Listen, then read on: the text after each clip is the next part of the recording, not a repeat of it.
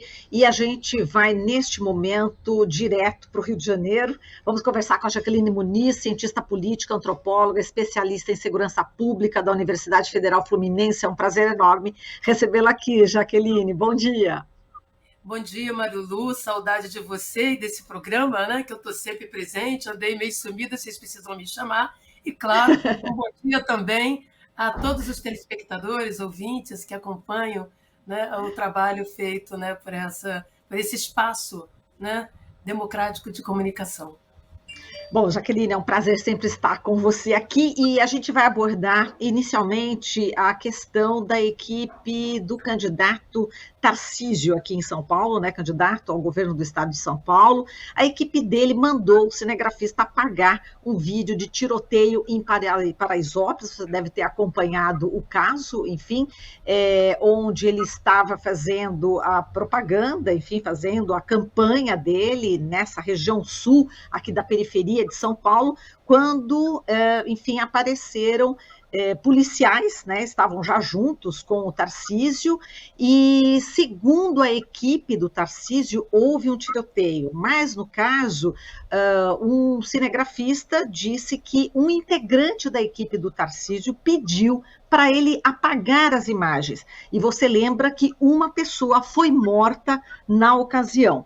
Enfim, existe aí várias discussões a respeito desse caso, continua, né, repercutindo bastante, e eu queria que você desse a sua avaliação, como é que você viu, né, esse episódio aqui do candidato Tarcísio, ele que é do Rio de Janeiro, e aproveitando, né, que você é especialista justamente em segurança pública, como é que você vê também o fato dele tentar trazer para São Paulo, caso ganhe, né, a política de segurança pública do Rio de Janeiro aqui para São Paulo? Bom, a primeira coisa é que é preciso apurar, né, a razão desse tiroteio, se de fato foi um tiroteio, né, porque a razão de ser de um tiroteio, né, é publicitária.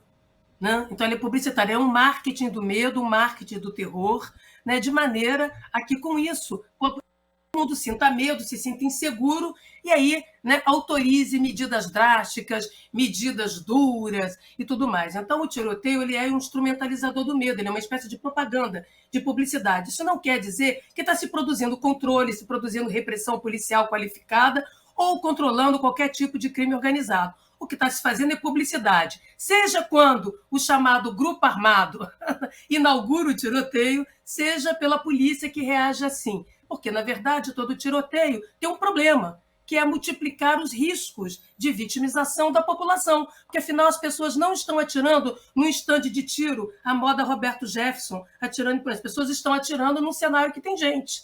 Pode passar pessoas. Então, o tiroteio acaba pondo em risco não apenas aqueles que estão envolvidos, mas todos ao redor. Então, a finalidade do tiroteio, né, é mais do que a trocação de tiro ali na esquina, ela tem efeitos políticos publicitários, sempre. Seja para o crime, que quer mostrar que é mais forte do que é, seja para setores policiais que querem vender caro o seu serviço, que não se sabe para onde. Porque, afinal, o tiroteio não produz controle nem de território, nem de população. Essa é a primeira coisa. A segunda coisa, né, são as especulações em torno de primeiro filmou, depois não filmou. Fica evidente que se queria usar, né, esse episódio, que é um episódio isolado, digamos assim, eu conheço razoavelmente bem São Paulo e sei que não é uma frequência, uma prática da dinâmica criminal organizada a trocação de tiro, exatamente porque ela atrapalha os negócios. Se todo dia a minha padaria ilegal tiver um tiroteio na porta dela, eu não posso abrir para vender minha droga. Então, evidentemente, que o tiroteio é trocado pela propina. Né? O tiroteio é trocado por um acordo para que o alvará da firma criminosa possa subir de preço, funcionar e a firma criminosa poder trabalhar. Temos que lembrar que o sujeito ali que é traficante, ele tem que pagar fornecedor, folha de pagamento e precisa de cliente. Né? Se o tempo todo na porta do seu estabelecimento criminoso e ilegal tiver um tiroteio, está servindo a quem? Então, perceba que esse tiroteio também interessa pouco à economia criminosa, entendeu? Além de você gastar bala à toa, arma é caro. Apesar de que hoje o crime está usando arma com nota fiscal, o que foi, de uma certa forma, flexibilizado, reduzindo o custo, né, de funcionamento da atividade criminosa com a flexibilização das armas, ainda assim há uma racionalidade. O sujeito é um comerciante criminoso. tá certo? Então, para começar, esse tiroteio é no mínimo suspeito. Cabe à polícia, né, do estado de São Paulo, as duas polícias investigarem, tomarem conhecimento de como isso se deu, porque soa no mínimo esquisito. Né? O segundo é o uso político partidário, eleitoreiro, que foi feito disso no primeiro momento, que era para mostrar, olha que horror, olha como a situação é insegura, vote aqui no candidato da lei e da ordem, no candidato que dá soco da mesa, faz cara feia e com ele o crime não vai crescer. É uma espécie de discurso já conhecido, estruturado pelo medo, né? Como eu falei, né? Quanto maior o medo, maior o regime de exceção, e isso combina a fabricação e a exploração do medo legítimo das pessoas, combina com o descontrole da ação policial, porque combina com cheque em branco. Não é à toa que o candidato diz que esse negócio de câmera de vídeo não é bom, que limita o trabalho da polícia, na contramão das pesquisas e na contramão da própria Polícia Militar de São Paulo, que eu conheço muito bem, seja porque dei palestra, seja porque dei aula, que foi quem construiu esse projeto.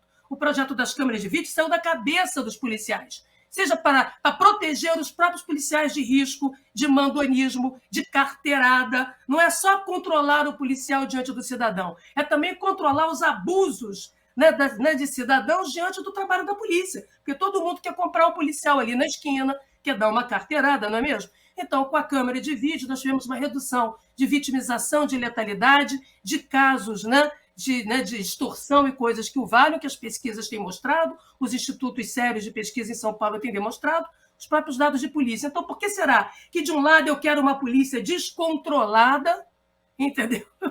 E de outro, né, com tiroteio? Isso faz sentido com o discurso. Não se trata de produzir segurança. Ao contrário, no Rio de Janeiro se governa com o crime e não contra ele. Acho pouco provável que se consiga importar a suposta política do tiro, porrada e bomba do Rio de Janeiro para São Paulo. Primeiro porque em São Paulo você tem uma unidade de comando criminosa sob território e população, chamado PCC. No Rio de Janeiro, assim como você tem unidade política em torno dos interesses de São Paulo. Né? Correto? Enquanto que no Rio de Janeiro você tem uma divisão de de vários grupos armados, de vários domínios armados, né? O que tem relações políticas. Tem que deixar claro, né, que a lavanderia do dinheiro do crime é carreira eleitoral. Então, o melhor lugar para você lavar o dinheiro do crime se chama carreira eleitoral, caixa 2 de campanha. Então, também não é assim, entendeu? Você não vai lá comprometer os seus financiadores legais e ilegais. Né? Então, essa é uma coisa importante, né, da gente saber. Né? E, evidentemente, né, que também o trabalho acumulado, sobretudo da Polícia Militar de São Paulo, limita os arroubos, né, as fantasias, né, que um candidato possa ter. É a maior polícia do país, tá certo? Né, que é a Polícia de São Paulo, né, que já há muito tempo vem introduzindo um programa de controle do uso da força, que também não é de agora, né, e que contou, de uma certa forma, com investimentos dos últimos governos, me parece pouco provável. Agora, o surto de destruir a Secretaria de Segurança, brincar disso, vai ser, para usar uma expressão que não é boa, um tiro no pé. Né? Porque eu acho que o sujeito não conhece São Paulo, não conhece o estado de São Paulo, não conhece a cidade de São Paulo, não conhece a região metropolitana, não se sabe, não entende nada de como se dá a dinâmica criminal na cidade, né? A distribuição, controle territorial armado de maneira discreta, feita pela principal, né, digamos, facção, eu prefiro chamar domínio armado, que opera em São Paulo e suas relações de enraizamentos políticos, dentro e fora de São Paulo. Então, me parece que, entendeu? Está prometendo que não pode cumprir. Nesse caso, está prometendo o pior, que terá muita dificuldade de cumprir, porque já existem acordos políticos e econômicos prévios entre crime e estruturas de Estado. Nem pensem, né, que organizações criminosas se constituem a despeito do Estado. Ao contrário, depende de medidas de conivência, conveniência, né, e tolerância. Tá? Então, eu diria que é preciso ir lá devagar com o andor. Vai se dar mal. É mais fácil ele ser algemado em seu próprio gabinete do que ele algemar a Polícia Militar de São Paulo, que, aliás, desafia os mecanismos convencionais, né, de comando e controle, desafia os mecanismos convencionais de governança pela sua escala, pela sua capilaridade. Não é trivial. Tá? Isso não é fácil, não é trivial como se pensa. Mas vamos esperar que essas bravatas não caiam, né, não atraiam né, eleitor, porque o que eles estão fazendo é aparelhar medo. Por isso, filmar, tem uma filmagem antecipada, aí faz todo aquele saramaleque, agora tira a filmagem, como se tivesse que produzir uma faqueada a 2 à missão. Não é assim que se lida com medo. Quando se lida com medo da população, com risco real da população e até mesmo de sua própria equipe, na verdade está mostrando que o que interessa não é a segurança, é o medo, porque o que fideliza o medo é a ameaça continuada para você vender de maneira ilegal, de maneira corrupta, né, a proteção, leiloando a sua polícia. Eu entendo que a Polícia Militar de São Paulo, que eu conheço até mais do que a Polícia Civil de São Paulo, ainda que a conheça, não vai tolerar, entendeu? Esse tipo de aparelhamento político, né, e exploração política de seu trabalho. É o que, no primeiro momento, se apresenta. O que é bom para os paulistanos e para os paulistas, por enquanto. Agora vamos falar do Roberto Jefferson, né, do ex-deputado. A gente viu que ele voltou a ofender a Carmen Lúcia, ministra do STF, está acusando Alexandre de Moraes, outro ministro do STF, de milícia judicial, mesmo depois, né, daqueles tiros todos de fuzil, granada, enfim, contra, né, a Polícia Federal, e a polícia encontrou, né, fuzis, mais de 7 mil munições, até armas de brinquedos na casa do ex-deputado. Enfim, como é que você também está analisando todo esse episódio, né, promovido aí pelo Roberto Jefferson? Bom, a primeira coisa que nós temos que lembrar é que Roberto Jefferson não é ignorante da lei. Roberto Jefferson, ele é um ator importante na fabricação sensacionalista de fatos políticos. Ele começou num programa sensacionalista, lá o Povo na TV, aqui agora, né, no antigo SBT, e seguiu. Foi assim que construiu a sua política. E tem um detalhe interessante. Lembra que ele produziu o escândalo, o suposto escândalo do Mensalão. A primeira coisa é a seguinte, tudo isso que aconteceu estava ensaiado. Né? Ele é uma espécie de Norma Desmond, como diz um amigo meu, no filme O Crepúsculo dos Deuses. Aquela atriz do cinema mudo que vem um cinema falado, ela entra em declínio, em decadência, mas ainda assim ela tem que brilhar. Então dá tiro, mata a roteirista e desce as escadarias como uma grande celebridade, com fotógrafos filmando e as pessoas presas, ela achando que está fazendo uma estreia. Né? Isso é para dizer o seguinte, né? Ele é fabricador de crises políticas. Já tinha colocado um padre de festa junina, que serviu de mediador fake, poluindo as provas dentro da casa, no debate.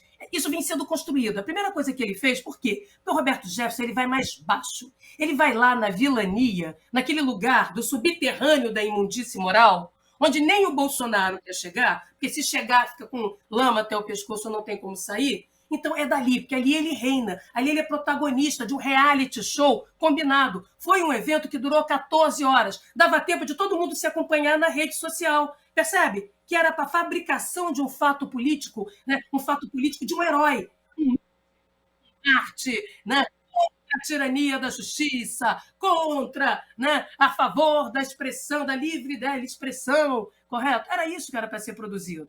Né? Como ele já está devendo de verde e amarelo, né? Ele se via para esse papel, o mesmo que ele fez e foi comemorado, né? Ao atrapalhar lá o debate. Tá certo? Criando uma escada que é aquele pá de Kelvin, qualquer coisa, porque afinal de contas ele é tão fake quanto o seu paramento, não é mesmo? Então essa é a primeira coisa. Segundo, ele foi violando todos os requisitos, as regras, as exigências de sua prisão disciplinar, intencionalmente. Xingar a ministra Carmen Lúcia, isso ainda não deu tempo do Supremo considerar.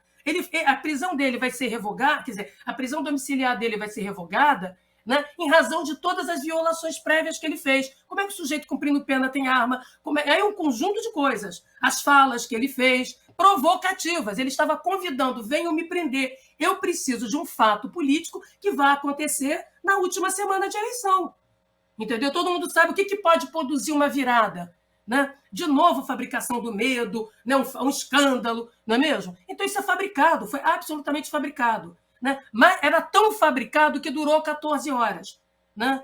Ora, aí, bom, né? Deu tempo de todo mundo ensaiar. Aquele policial que está ali vestido como se estivesse num combate no Iraque, né? Ele está fantasiado.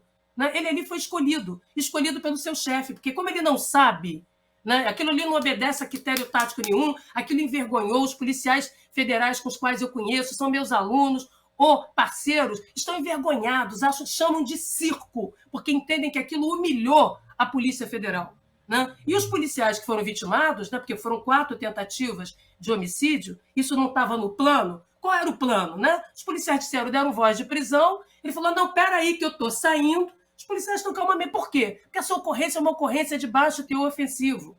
A chance, né, de alguém vir atacar a polícia, que foi o que aconteceu, né, é baixíssima, porque o indivíduo tem endereço certo, é conhecido, a casa está cercada, percebe? Então tem um espetáculo sendo construído no telefone, nas redes sociais, para dar tempo de todo mundo participar ao vivo. Era um reality show político.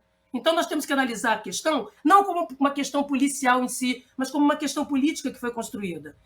Aí o sujeito sai, pega os policiais desprevenidos e atira. Qual era a ambição? A ambição era brincar de ser Anitta, era brincar de ser Beyoncé, tá certo? Era brincar de ser turma da Xuxa. Como assim? Jogando granadas de efeito para criar um climão, né, dentro do seu próprio quintal. Os policiais saem do carro, ele atira no carro. Olha como eu estou defendendo. Isso aqui é uma prisão injusta. Eu estou indo sacrificando a minha vida por vocês, pela liberdade. Povo armado não é povo escravizado. Correto? Era tudo isso o script. Só que esqueceu de um detalhe, não é mesmo? A gente não controla a ação do início ao final. 20 tiros, né, 2 granadas estilhaços que feriram 2 policiais. O que é isso?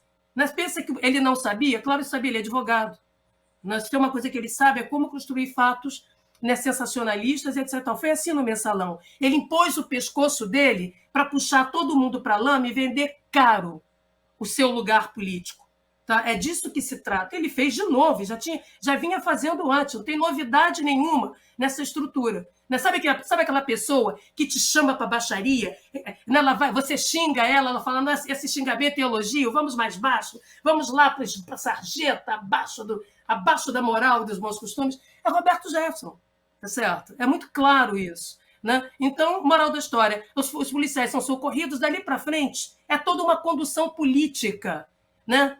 De tal maneira que deputados mandam um bando de gente verde e amarela para a porta para criar um clima de resistência. É prisão injusta, não prendam. Ao mesmo tempo, o presidente da República, que até então vai explorar esse fato, manda o ministro da Justiça. O ministro da Justiça, por acaso, costuma frequentar as mais de 20 a 30 mil tentativas de homicídio no país inteiro. Ele não tem poder de polícia, ele não tem poder de prisão de ninguém, nem ele, nem o presidente da República. O poder que o ministro tem é administrativo, tá certo? Né? E o que ele vai fazer numa ocorrência no interior do Estado? O que um padre fake, parece que ele tem o dom, parece que roubou o dom da ubiquidade de Santo Antônio, porque o sujeito consegue estar ao mesmo tempo em Salvador, no Rio de Janeiro, no interior do Estado do Rio de Janeiro, né, que Levi Gasparian é no interior do Estado, tá certo? Aí todo mundo vai para lá, né, para fazer o deixa disso, olha, não, vamos ver, vamos cumprir a lei, mas ao mesmo tempo vamos dar espaço, e tome palco. Por acaso a luz foi cortada da casa? A internet foi cortada da casa? Não. Então dava tempo da gente acompanhar. Deixa eu ver como é que estou ficando na TV. Peraí, deixa eu ver como é que está saindo o clima. Correto? Então, ativando rede social, esquentando, né? Aliados, é tudo isso. E aí, dá ruim, porque no meio do caminho, indo com o chefe da Polícia Federal do Rio de Janeiro, que é da cota pessoal do senhor presidente da República, tem que lembrar que foi colocado aqui um sujeito né, com relações pessoais. E aí, no que eles estão indo para lá para brincar, não, deixa disso, fulano, né? A sua causa é justa, mas, né? Tá certo? Era uma prisão que já ia se dar. Tudo ensaiado, entendeu? O caso da prisão anunciada, não é mesmo? E aí são avisados de que, se seguirem brincando de entrar na casa do Roberto Jefferson para agir como mediadores, olha bem, com recurso da República, né? Porque, né? Iriam ser presos por intromissão, né? Por obstacularizar a justiça, tá certo? Prevaricação. Né? Então eles vão para o lado, fica ali na esquininha, sabe, na cidade do lado, dali monitorando, mas todo mundo no circo. Um circo que dura 14 horas. Que eu saiba, em qualquer operação de polícia, o tempo é variável crítica. Né? Então, evidentemente, que, né, e pouco importava os policiais vitimados. Percebe que polícia é zumbi de patrulhamento, né? É mercadoria política. Aí põe ali dentro um policial, né, que para manter a panela tem que mexer a pá, porque mudam panelas, no aparelho, explicitando como uma striptease o aparelhamento, a manipulação política, a ingerência política, o mandonismo, né, dentro da polícia. E põe um sujeito que está ali cumprindo o papel dele. Né? Ele não está cumprindo protocolo policial nenhum. O que ele está fazendo ali? Olhando para cima e vendo que o chefe dele, mais próximo, que é o diretor da polícia, e o ministro estão ali do lado. Então, ele está ali conversando, numa conversa de compadre, entendeu? Servindo o cafezinho, uma espécie de garçom do meliante, né? Do delinquente, vamos usar a palavra, do bandido bom, né? Que ali não pode ser morto, não é mesmo? Do criminoso, do bandido de estimação, porque não se sabe ainda o que o presidente quer, o que a campanha do presidente quer, entendeu? Começa a dar boi na linha. É o que faz aquele negócio durar 14 horas, né? Certo? Uma ocorrência de baixo teor ofensivo, né, em que era de fácil resolução. E, para piorar, coloca o padre de festa junina. Então, você tem um combatente, entendeu? Vestido de combate, fantasiado de combate, para que aquilo? Tá certo? E o policial ali, ele é um ator. Por que ele é um ator? Porque ele está olhando para cima. Ele está vendo assim, eu pertenço aqui, panela, eu agrado aqui, senhor.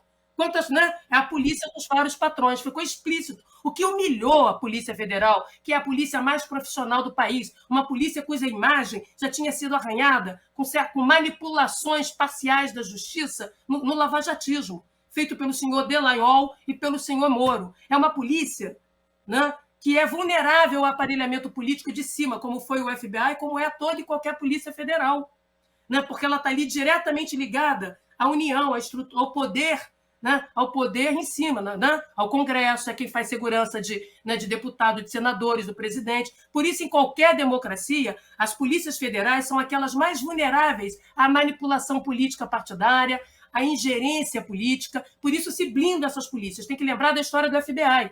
O senhor Edgar Hoover só saiu de lá morto. Silenciou Chaplin, expulsou artistas, chantageou políticos, né? Não é brincadeira. Não é à toa que a Polícia Federal fez um longo trabalho nos últimos anos, com apoio, com investimento de Fernando Henrique, e mais ainda do Lula, de resgate de sua identidade e de sua profissionalização. Os nomes exóticos de operação vêm para isso, para se distinguir, né, da raia miúda aí, né, da leitura negativa sobre o trabalho de polícia no país. Então, essa polícia, só fechando, essa polícia se viu humilhada, os policiais se sentem envergonhados, estão revoltados com esse uso. Tá certo? Então, ficou nítido que se trata de um problema político, tá? Que tem que ser analisado politicamente, de um aparelhamento. Era a nova faqueada 2 a missão, o novo Rio Centro 2 a missão, correto? Que deu ruim. Né? Deu ruim, foi um tiro no pé político. Né? Agora temos que avaliar qual é o estrago, né, que isso produziu, porque quem gosta de polícia não mata a polícia. Como eu tenho insistido, e eu gostaria de gastar um segundo a mais de vocês, tá certo? Quem gosta de polícia é defensor de direitos civis. Quem gosta de polícia é democracia. Por quê? Porque foram quem inventou a polícia. A polícia é um produto da democracia para tirar capangagem das ruas, exército das ruas, mercenários das ruas. Foi assim a história ocidental das democracias. E como eu tenho insistido, essa gentalha que instrumentaliza o medo legítimo, verdadeiro da população, não gosta, odeia a polícia, odeia Forças Armadas. O que eles odeiam institucionalidade, eles odeiam o Estado. O que eles querem é policiais vulneráveis, policiais que têm preço, policiais com mercadoria política, policiais nervosos, inseguros, vulneráveis a toda sorte de mandonismo. Que fique claro. E isso foi uma lição. Nós olhamos para isso, né? Todo mundo pode acompanhar, da mesma maneira que a gente acompanhou pela TV, né, a ingerência política no caso do 174, que terminou matando o criminoso e matando a vítima no sequestro do ônibus, tá certo? Então, veja como é grave. Eu tenho insistido deliberadamente que é preciso produzir mecanismos de governabilidade sobre os meios de força combatentes e policiais no Brasil. Eu tenho insistido nesses 30 anos de pesquisa da necessidade de você blindar as organizações de força do uso político partidário e da apropriação privatista, porque isso sabota.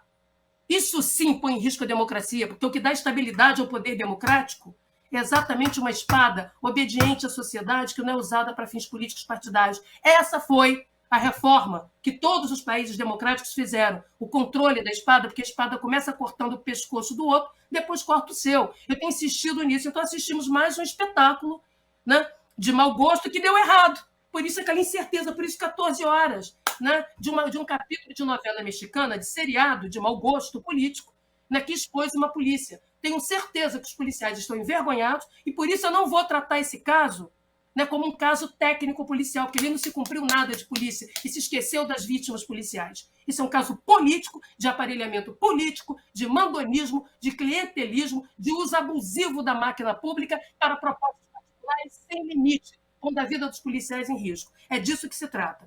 Esse sujeito ele não tem o que perder. Ele tem o quê? Ele está ganhando da baixaria. Vai continuar falando, vai continuar esculhambando, porque já é parte. Não pense que ele está ali porque ele está defendendo nada. Ele queria sair herói. Me perguntaram se ele queria se suicidar ou morrer para poder ser ungido. Claro que não, porque ele é um covarde. Ele não tem coragem de se matar. E a segunda coisa é que ele quer ter as benécias das mercadorias políticas que ele produziu. Ele quer gozar ainda em vida, como demais outros corruptos, né, as mercadorias que ele obteve e que ele segue vendendo. Ele vendeu esse projeto era conhecido de todos, só deu errado, como deu errado o Rio Centro, como, né, no primeiro momento deu certo a faqueada.